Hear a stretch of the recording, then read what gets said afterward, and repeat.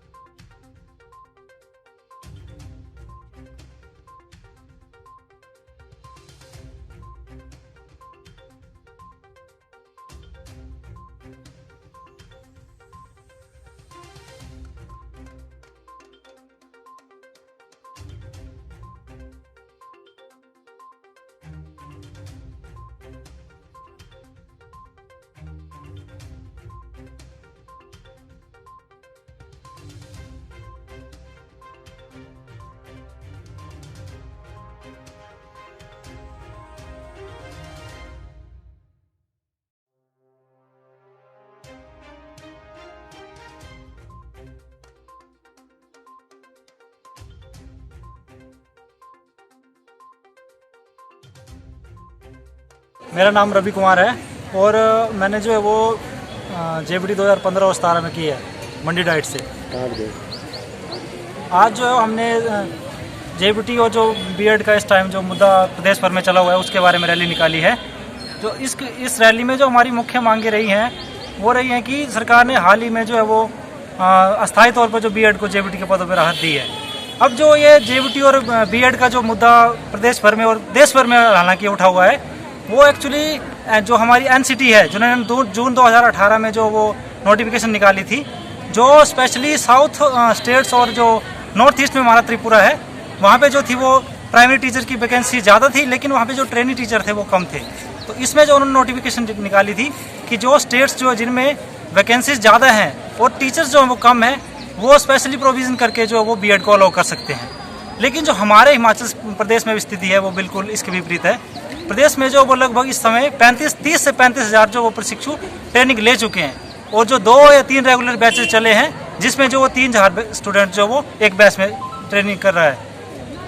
और इस स्थिति में जो वो बीएड को अलाउ करना बिल्कुल ही एक गलत निर्णय है।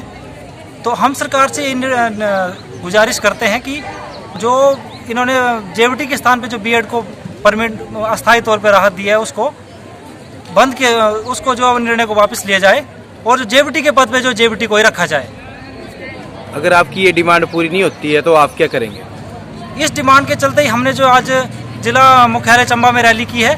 यदि हमारी ये मांग पूरी नहीं की जाती है तो हम राजधानी शिमला में जाके सचिवालय और विधानसभा का घेराव करने की योजना बना रहे हैं। मैं पल्लवी सेकेंड ईयर डीएलएड की छात्रा। आज हमने डीएलएड वालों ने और जेबीटी वालों ने मिलकर एक रैली निकाली है।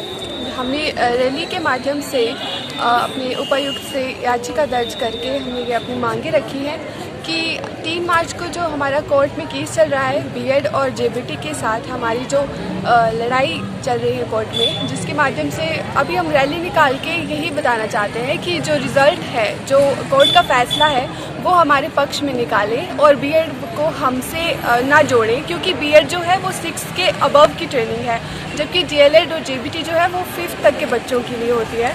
तो कोर्ट में 2 बच्चों को अलाउ कर दिया गया है। अभी 2 स्पेशल केसेस हैं जिसमें उन्होंने पिटीशन साइन की थी और उनको अलाउ कर दिया। ये बिल्कुल भी गलत है और हमें अगर इस फैसले के खिलाफ भी बोलना हो तो ये सही रहेगा, क्योंकि अगर 2 बच्चों के आपने हक में ऐसा फैसला सुनाया है तो सभी बच्चों को सुना देंगे और सभी बच्चे एक समान है सरकार की नज़रों में। और इसीलिए हम ये चाहेंगे कि बीएड को इस मुद्दे से दूर ही रखा जाए। पहली से 5वीं के बच्चों को सिर्फ जेबीटी और डीएलएड वालों को ही सौंपा जाए। यही सरकार का हमारे प्रति और बच्चों के प्रति भी न्याय होगा, क्योंकि एक स्पेशल ट्रेनिंग जेबीटी या डीएलएड है और वो सिर्फ छोटे बच्चों के लिए है, 1st to 5th के लिए बच्चों के लिए।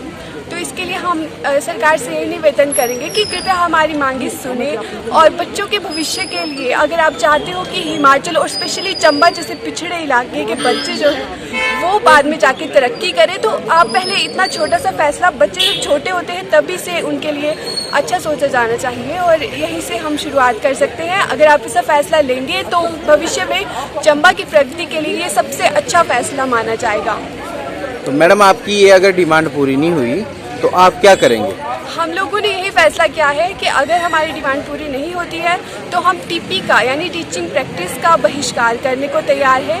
इसके अलावा हम अपनी मांगों को लेके अडग रहेंगे। हम सभी एकता से इसके लिए हम सरकार से मांग करते रहेंगे कि कृपया हमारी बात सुने, क्योंकि हम काफ़ी समय से ऐसा बोल रहे हैं। कमीशन का भी इन्होंने रिजल्ट नहीं निकाला है, इसका रिजल्ट निकाले। हमारे बैच को इस तरह से लटका के रखने से अच्छा है कि आप जेबीटी और डीएलएड ही बंद कर दीजिए, क्योंकि स्पेशल ट्रेनिंग ही नहीं होगी तो फिर हम मांग भी नहीं करेंगे।